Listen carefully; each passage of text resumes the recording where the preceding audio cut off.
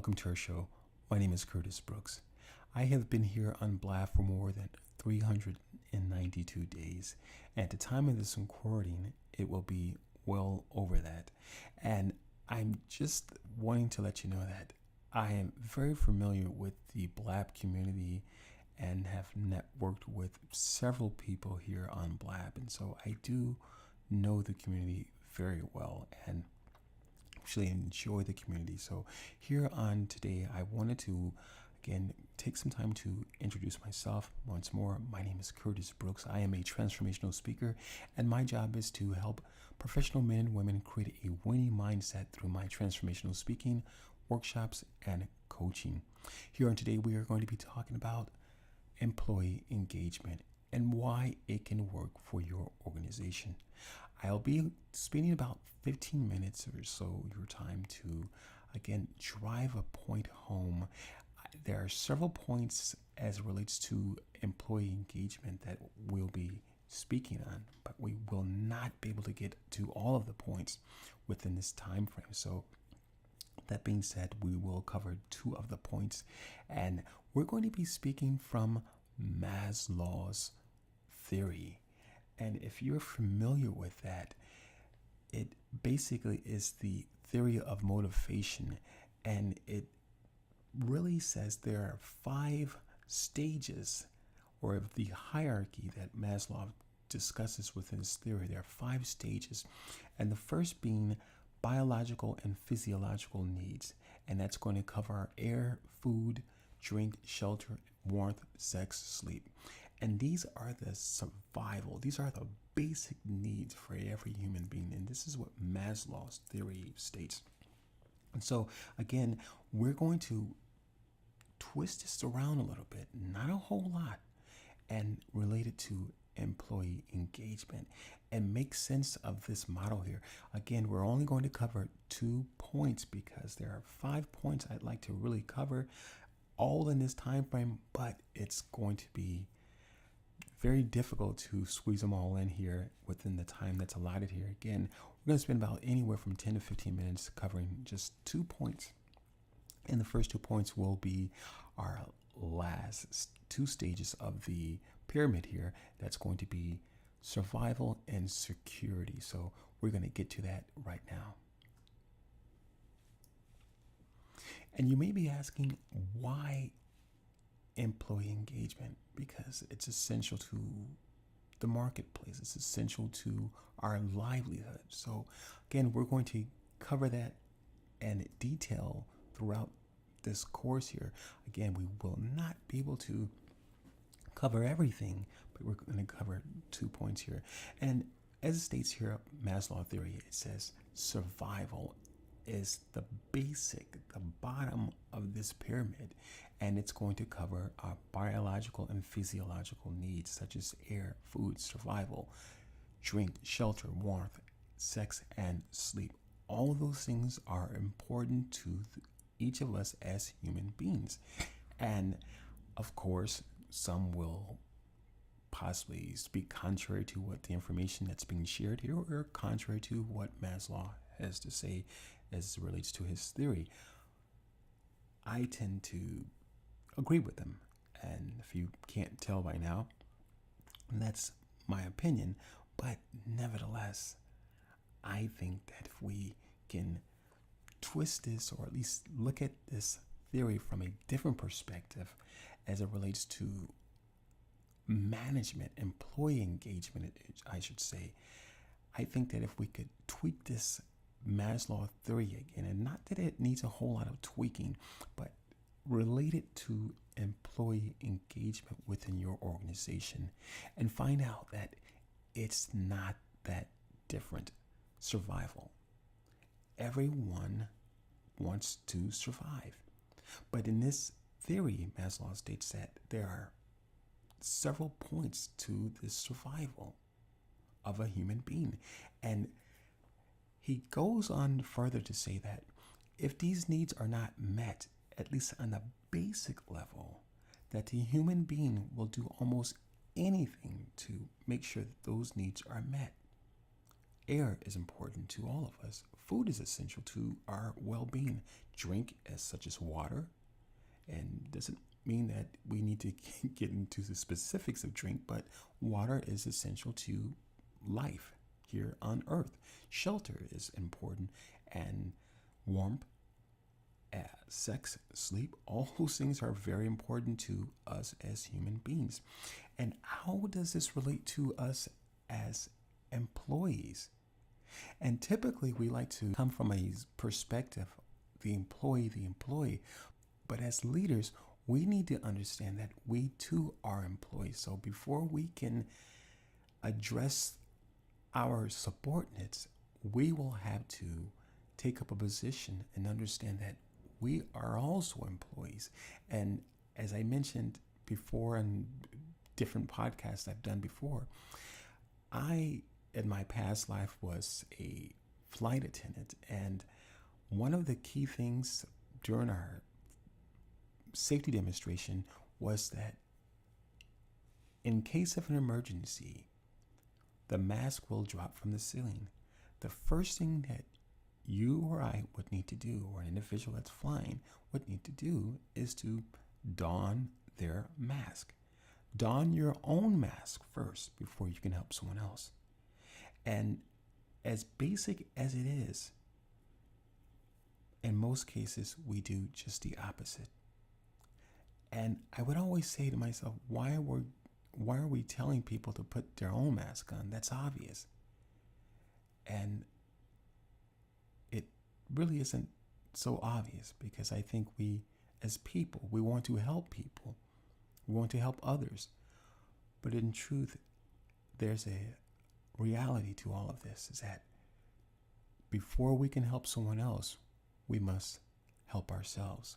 We must first don our own mask, make sure that we get the proper oxygen, the proper air, or at least taking care of those basic needs first before we can supply or help others. I learned this in a valuable lesson many years ago as a teenager. I had a teacher, her name was Miss Gibson, English teacher, and she taught me a valuable lesson, and was so quick. But nevertheless, there was a situation where I think an organization was doing a huge campaign and wanted to help as it relates to starting some plan of action as in getting involved with this organization and making sure that children could eat, or at least do our part, at least for school. And Miss Gibson said to me, just as calm as she could be, "Curtis, first you have to help yourself." Wow. Man, that was not what I was looking for. And basically, she was giving me at that moment, though it hurt, there was so much pain behind that. And years later, the very words that she would speak to me would come back to not haunt me, but come back to really just say, wow, that was a powerful lesson, and just that quick moment. Because it's so true. Many of us are trying to ensure that others have their mask on first. And it's no guarantee that once the person has their mask on, they're going to help us with our mask on, to place our mask, or reciprocate the same actions that we've given unto them. Life doesn't necessarily happen that way. And we really place ourselves in a really crunch, if you will, or bind, or just our backs up against a wall, if you will, where it's that it becomes a fight or flight mode we place ourselves in, because again, often we are trying to help others before we're helping ourselves. So again, we must make sure that our basic needs are met first. This is such a powerful understanding here, a powerful theory, I should say. And many people have, over the years, have just doubted this, but I think just life just, and the situations we are in at times, it just lends us coming back to the very basics, that when our basic needs are met, as individuals. And again, we can say employee engagement all day long. But even as managers, leaders, CEOs, business owners, and all those individuals in their respective titles or roles, when we fail to recognize that we are employees, we fail to understand the bigger picture, and that is that we as employees must make sure that our needs are met. And this model here, this theory here, can be just a lot can be talked about or discussed within this model here. Again, we're not going to be able to cover all 5 points here, but on today we'll be covering just 2 points. That is survival and security. And subsequent weeks to follow, we will take care of the remainder of the topics here or discussions here that will be belonging, importance, and finally self-actualization. That will be the last one and the most important one there is there. In any event, we're talking about employee engagement and why is it important to your organization. We must remember we are employees as well, and much in the same fashion as Maslow points out, as people, not employees, but as people, but who are employees as well, eventually will become someone's employer or become an employee of an organization. We must, as individuals, first make sure that our needs are taken care of. Maslow points out that if our needs are not taken care of, we will go as far as to take from another person. And this lends ourselves to the next subject or the next stage in this model here, that is security. Security in the original theory, which Maslow states runs under the subject title or the stage safety needs. And we're going to again factor in that security is also safety needs. It's synonymous. The two are in fact the same here. So again, protection from elements. This is what the original Maslow theory states here. Security, order, law, stability, freedom from fear. And all of these things fall under security. And again, when our basic needs are not met, it's hard to feel safe. It's hard to feel that there is protection.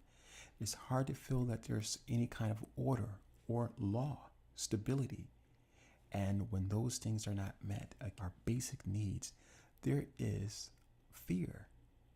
And naturally, security offers us this freedom from fear. So when we feel secure, we can, again, come to a place where there's security and there's, as Maslow states in the original hierarchy of needs, is that there's a safety need that's being met. Again, the protection from elements, security, order, law, stability, freedom from fear. And I want to state this again. It's important to understand that when our basic needs are not met, we're still talking about employee engagement and why it is important for your organization, why it can work for your organization. Because when we can understand that we ourselves, as the CEOs, the business owners, we ourselves are the employees, not necessarily in a way that someone may be signing our check. We are, in fact, could be signing their checks, but nevertheless, as a business owner, CEO, leader, or a decision maker, it's important to know that as an individual, we can take this model here, which Maslow so wonderfully states, and apply to any situation. We can say, oh, it's great for employees, which it does make a great model, or it can work for salesmen, it can work for maids, it can work for anyone, it can work for CEOs. the fact still remains that as individuals, if we can take heed to the information that's placed here within this theory, we can understand that as an individual, when our basic needs are met, we can go on to ensure that other needs are met. And I think that's the biggest challenge that we have with employee engagement, because we want to single out and say it's for the employees. And in fact, it sounds good to say, hey, this is for the employees. We are obviously just around the globe, if you will, having issues with employee engagement. But as an individual, again, be it a CEO, business owner, leader, some capacity, team leader, team builder, whatever, decision maker, we as individuals have to make sure that our needs are met. We have to make sure that we've placed the mask on first in order to help others. Because when we're confident, that confidence will exude in different areas of our lives. It's as if the confidence is rolling downhill, and it affects everything that we touch as leaders. So when we're confident, it can obviously affect our employees. They become confident. But again, we must become confident, not in a sense where we need to be fed this confidence all the time. We need to understand that this confidence, we need to show others how to be confident. And sure, we can say that it's not our job, but the reality of it is that when we don't understand this theory, at least making it practical, putting this theory to work, we, in a sense, are in a place where we are robbing Peter to pay Paul. Because as an individual, we have those basic needs. We all do.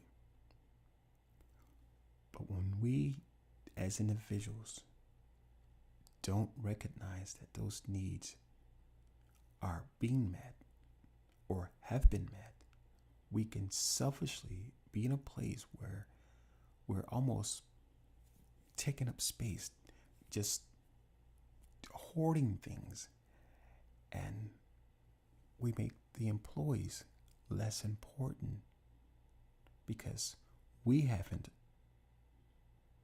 the capacity to take up the next level and to be confident that, hey, my needs are met. And now let me ensure that another need or another individual or my employee needs are being met. So let's remember that as leaders, CEOs, business owners, or those decision makers, we first have to be confident. And this is the security that we have as it relates to the employee engagement. It's not very difficult, but it does mean that we must take a moment, stop, sit down, think about some things, and put this puzzle together.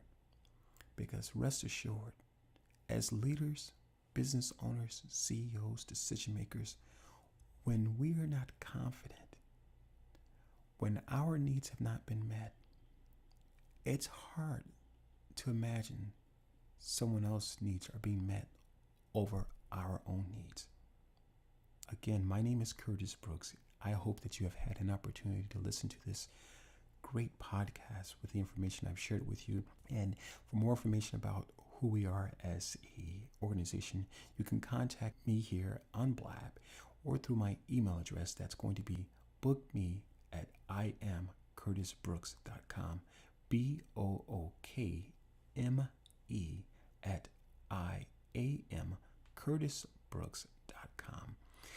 And you can also find us on LinkedIn as I Am Curtis Brooks, also on Facebook at I Am Curtis Brooks, and finally on YouTube you can locate us as the Transformational Speaker on YouTube for more information about our organization and how we can be of service to your organization as it relates to employee engagement and getting your employees and getting your organization overall back on track to productivity and increase employee engagement. We will be covering the next 3 items in our next video here, and hopefully we'll go ahead and take care of the next layer within our pyramid, and that's going to be belonging. And it's going to be powerful, so I hope that you will tune into a wonderful show, and perhaps we may get to the importance piece of our model here. So once more, my name is Curtis Brooks. I've been your host and transformational speaker. Again, for more information about what we do here as an organization as it relates to the authority and employee engagement, please contact me at my email address. That's bookme@iamcurtisbrooks.com.